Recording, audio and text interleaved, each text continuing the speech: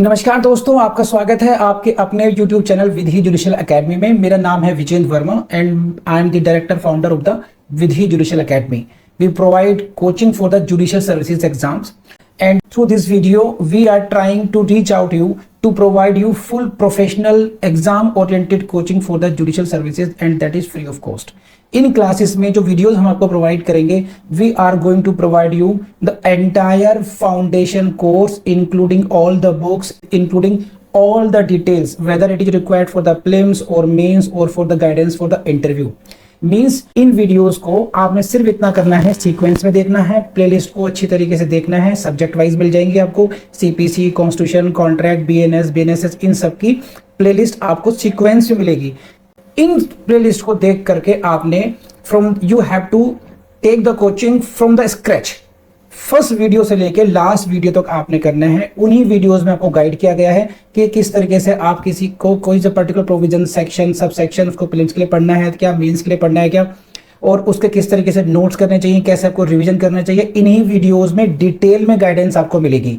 तो प्लीज आपसे ये रिक्वेस्ट है, आप ये ना समझें कि यूट्यूब में फ्री में दिया गया है तो फिर ऐसे ही होगा। ये वो प्रोफेशनल कोर्स है जिसके लिए हम लोग अच्छी खासी हाई फीस लेते आए हैं स्टूडेंट से, लेकिन एक टाइम आता है इंसान को समाज के लिए भी करना चाहिए, और उसी इंटेंशन के साथ में we are providing you the entire course free through the YouTube channel Vidhi judicial academy. तो प्लीज हर वीडियो की जो थंबनेल है उसको देख करके आपको आइडिया लग जाएगा कि इसका सब्जेक्ट क्या होने वाला है। कुछ टॉपिक्स ऐसे होते हैं जिनको एक लेक्चर में कवर नहीं किया सकता, तो उसमें लेक्चर नंबर 1, 2, 3 सीक्वेंस से मिलेगा।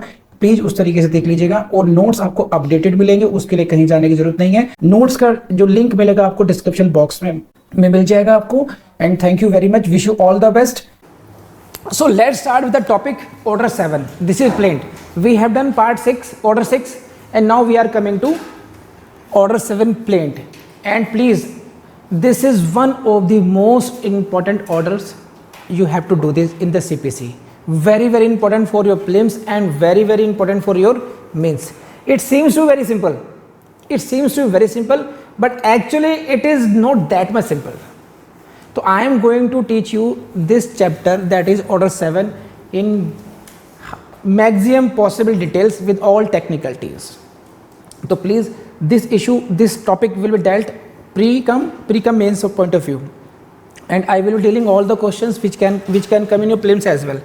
तो prelims में कहाँ से questions आएंगे, mains में कौन से questions आएंगे, we will be discussing it. See, most important question जो mains में आते हैं, अभी समझ लीजिए यहाँ पर return of plaint, rejection of plaint.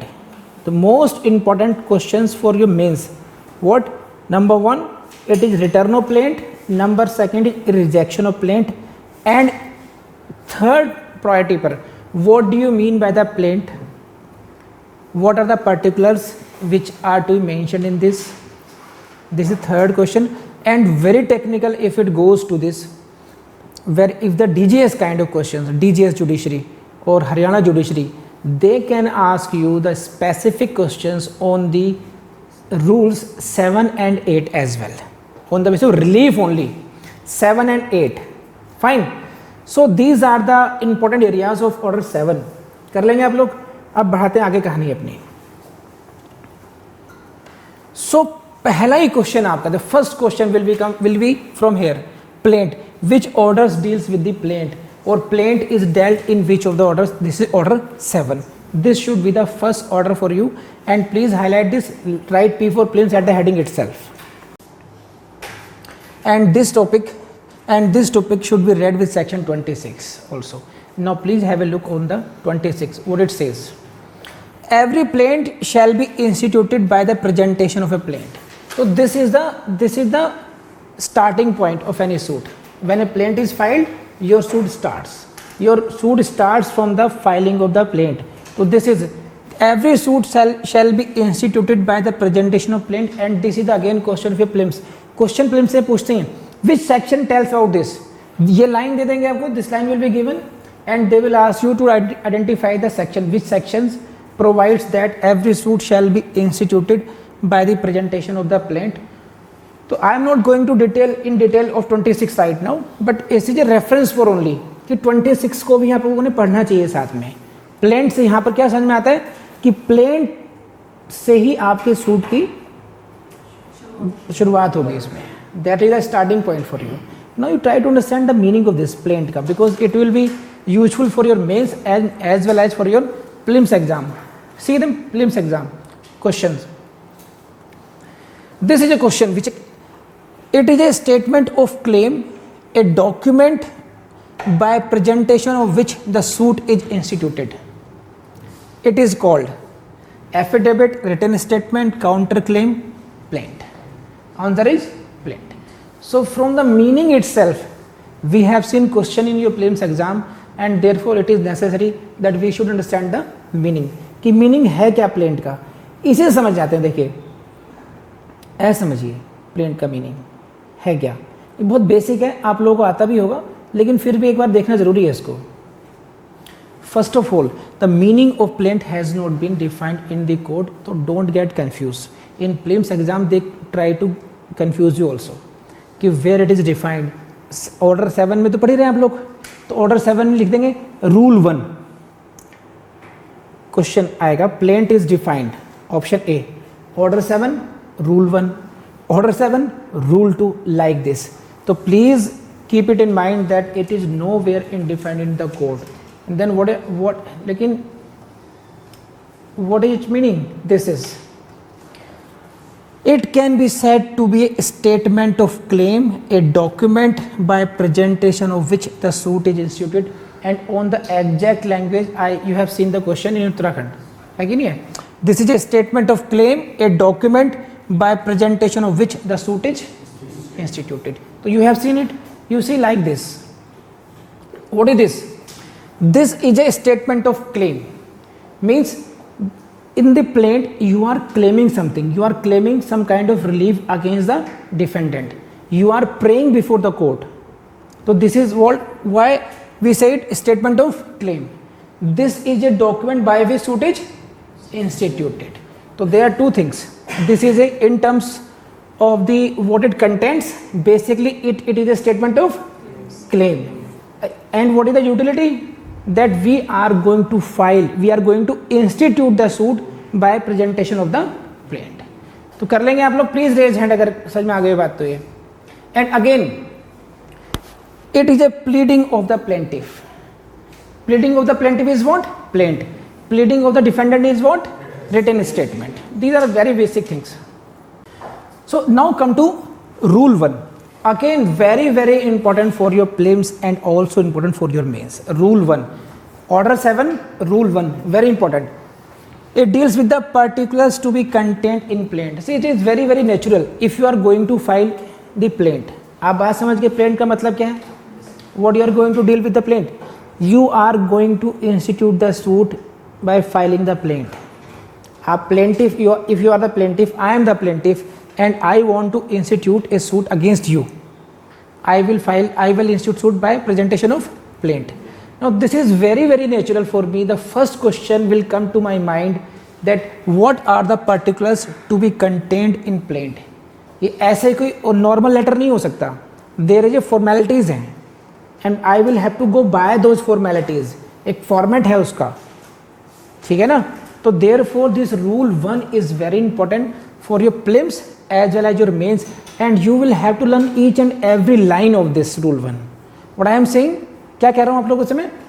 You will have to learn each and every line of the rule 1, but there is no technicality involved. It is very logical. देखिए क्या है, इसी से क्वेश्चन आया. We have seen this. Particulars to be contained in plaint is mentioned in which? Order 7, rule 1. Next, see, rule order 7 07 R1 CPC is related to what? Particulars to be contained in plaint. These are the questions which have been asked. So you from this आपको अंदाजा लग जाना चाहिए कितना important है ये. They have been asking regularly questions from this rule itself. Which rule deals with the particulars to be contained in plaint? This is what? Rule 1. Now this, come to this, है क्या क्या इसमें? I will read it and I will not explain it. Very simple. Every plaint should contain the following particulars. Number 1, name of the court in which the suit is brought. 1A. Name, description and place of residence of plaintiff, rule 1B। Name, description and place of residence of defendant 1C। सो समझ गए हम लोग। Identification of क्या क्या होगा, identification of, this is 3 rules, identification of the court, identification of the plaintiff and identification of the defendant. So we have seen A, B and C. These are the rules related to identification of the court, identification of the plaintiff and identification of the defendant. तो इस तरह से याद रखेंगे तो it will be easier for you. Now please try to understand this. There must be 2 parties in every suit, है ना, namely plaintiff and defendant. And but there में भी more than 1 plaintiff and more than 1 defendant, है कि नहीं है। तो इसमें केवल एक ही प्लेंटिफ का नहीं है, जितने भी को प्लेंटिव्स होंगे you will have to give the same kind of particulars of each and every plaintiff. Then if there are more than defendants, see this rule and this is particularly order 7, you can say entire, and maximum this 1 to 8, all rules 1 to 8, these are very very important for you. Why? Because when you are going to write in means pleadings, when you are going to write a plaint, when you are going to write written statement, so these all rules, whether this is order 6, order 7 and order 8, 6, 7, 8 ये जो orders हैं, these orders are very very important। क्योंकि जब आप ये pleadings वाला paper करेंगे आप, उसमें लिखने आता है कि write a plaint, write a written statement, तब आपके दिमाग में होगा अच्छा ये पर्टिकुलर्स लिखने हैं। Suppose a question has been asked write a plaint, then if you know the what are the particulars, you will start from here, name of the court, particulars relating to plaintiff, particulars relating to defendant. तो ये सभी rules आपको ध्यान में रहेंगे, वो इसलिए बहुत ज़रूरी है। कर लेंगे, देखिए ठीक।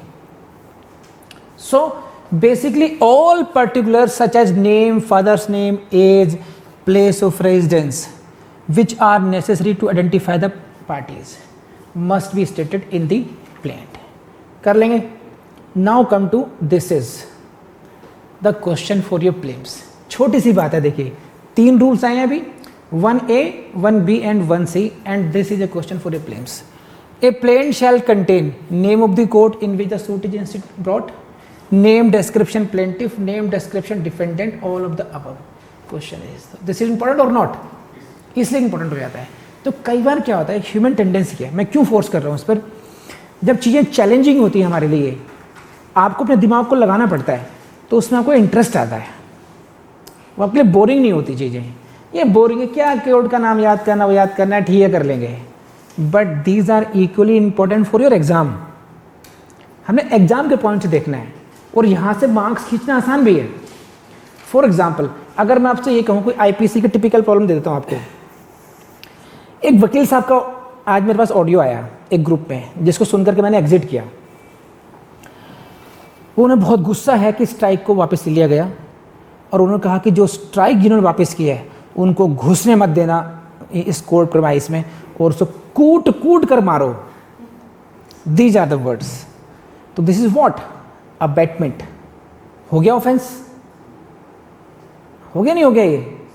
तो अब आईपीसी में when you apply the facts with the law, things becomes sometimes very difficult as well, है ना। बट इन प्रोसीजरल लॉज मैं कंपैरिजन कर रहा हूँ कि आपको फोकस कैसे करना चाहिए, कि जैसे सीपीसी की बात करें इन क्वेश्चंस की, यहाँ पर कोई माइंड एप्लीकेशन नहीं है। इस क्वेश्चन में what a plaint shall contain, you just remember and you can solve the questions. You need not to apply your logics or whatever technicality involved।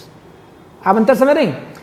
Prelims में you will get the equal marks whether you are solving the question of IPC or contract or you are solving the questions of such like this। तो इसीलिए easy जो portions हैं यहाँ पर आपको equally मेहनत करनी चाहिए। क्यों डिसेप्टिव है, जैसे आप लोगों ने कहानी सुनी है खरगोश और कछुए की। खरगोश को लगा था ईजी, मैं कर लूँगा, विन कर लूँगा मैं। तो ये वैसे ही क्वेश्चन है जहाँ पर आपको अंदर से हमेशा से लगेगा कि चैलेंजिंग क्वेश्चन नहीं है, कर लेंगे आप, लेकिन लास्ट तक हम इसे ही नहीं कर पाते हैं और हम जो मुश्किल चीज़ें हैं वहाँ पर इन्वॉल्व हो जाते हैं। तो मैं यहाँ पर आपको कॉशियस कर रहा हूँ, सावधान रहिएगा। ये क्वेश्चंस आपको छोटी छोटी बातें हैं, कई जगह हेल्प कर रही हैं, प्रीलिम्स में हेल्प करेंगी, मेंस में हेल्प करेंगी और प्रीलिम्स में हेल्प करेंगी, और चीज़ें आसान भी हैं, इसलिए आपको फोकस से बना रहना चाहिए। समझ रहे हो नितिन? ठीक है, बढ़े आगे। चलिए विद दीज वर्ड्स अब हम तेजी से भगाते हैं कोर्स अपना।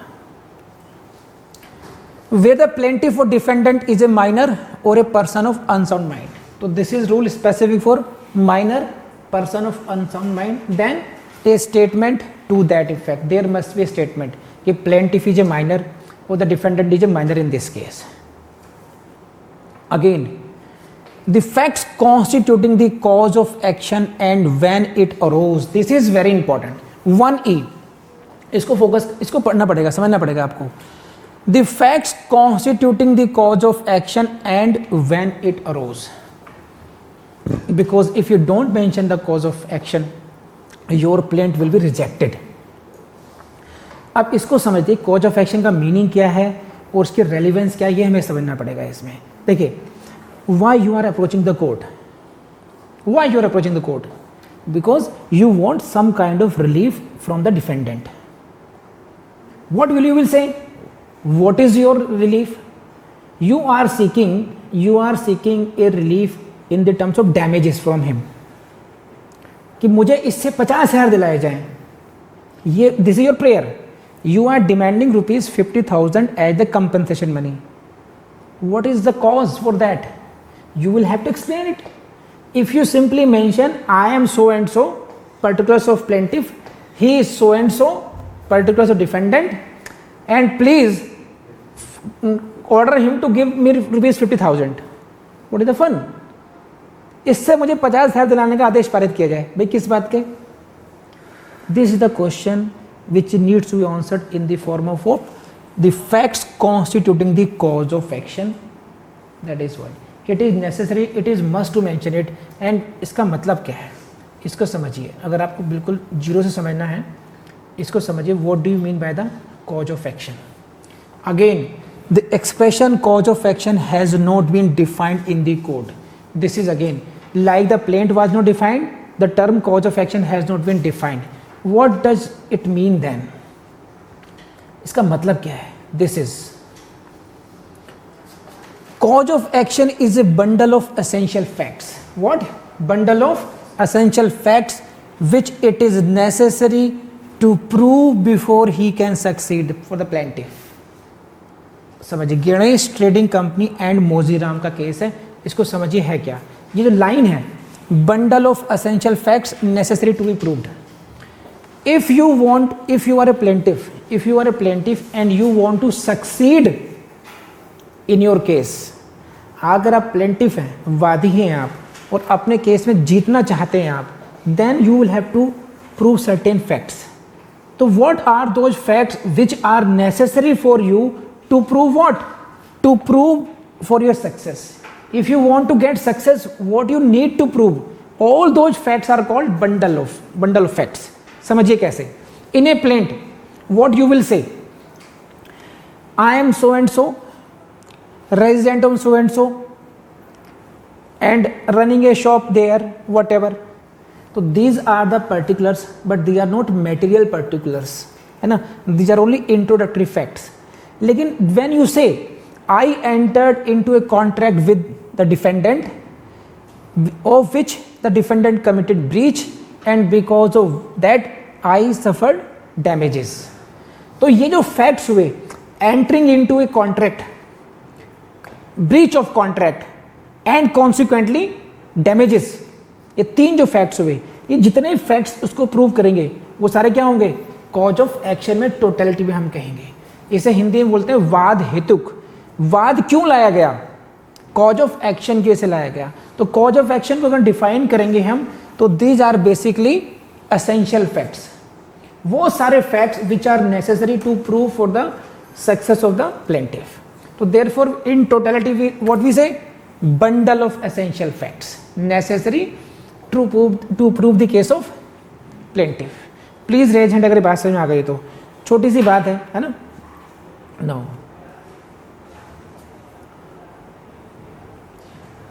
You can also say like this, these are the facts which gives the plaintiff right to relief against the defendant.